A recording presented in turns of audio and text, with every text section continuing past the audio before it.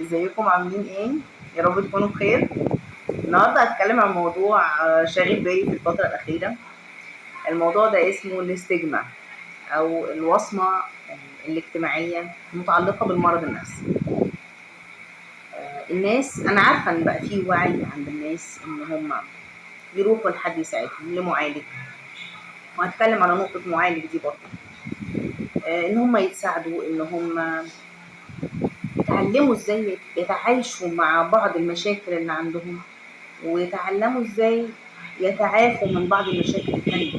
لان في مشاكل احنا لحد دلوقتي بنمشيها تعايش، زي الاضطرابات بتاعت الشخصية. انا خلاص عرفت ان عندي كذا ومستقصر بكذا، وبدأت اشوف حلول انها تهدي عندي الحاجة دي.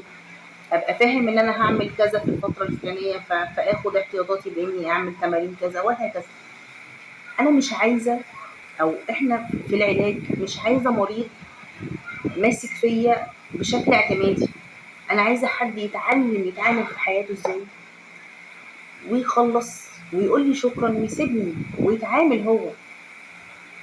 وده جوهر العلاج. ده الحاجه الجميله، ان حد بيقدر يتعامل، حد بيحصل له احياء لنفسه، بيقدر يعيش بعد كده وهو عنده مهارات وعنده تولز يقدر ي- يدير بيها حياته. بالنسبه للاستجمام، الناس اللي بتبقى عندها أمراض بتتأخر إنها تيجي علشان الوصمة الاجتماعية، أو بيبقى عندها خلط بين حاجتين.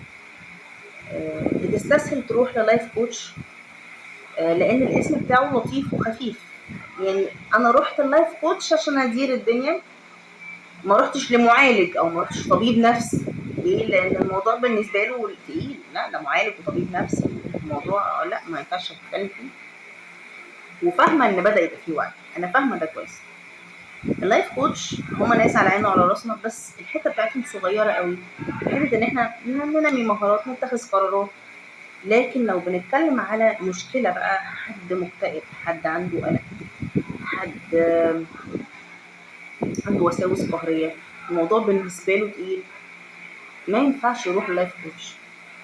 مش علشان شيء او تقليل منهم، لكن هم ليهم حتتهم اللي بيقدروا يساعدوا فيها الناس اللي ما عندهمش القدر ده من المشكلات.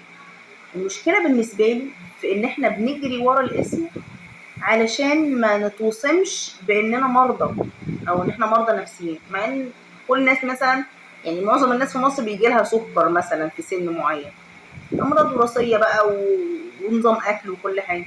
ليه السكر بالنسبة لنا كمرض عضوي، أو المرض العضوي بالنسبة لنا ما فيهوش مشكلة إنه يتقال أنا عندي كذا، والمرض النفسي لسه ما ينفعش اقول انا عندي اكتئاب، ما ينفعش اقول بتعالج من الاكتئاب، ما ينفعش. يعني قليل جدا اللي عنده جرأة ان هو يتكلم في كده.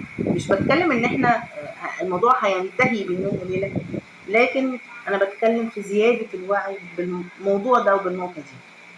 لما نيجي نختار نروح لحد، نختار حد يتناسب مع المشكلة اللي عندنا، ومش تقليل ابدا من اي حد. كلنا ادوار بنكمل بعضها، وكلنا في الاخر الهدف بتاعنا واحد، احنا نساعد.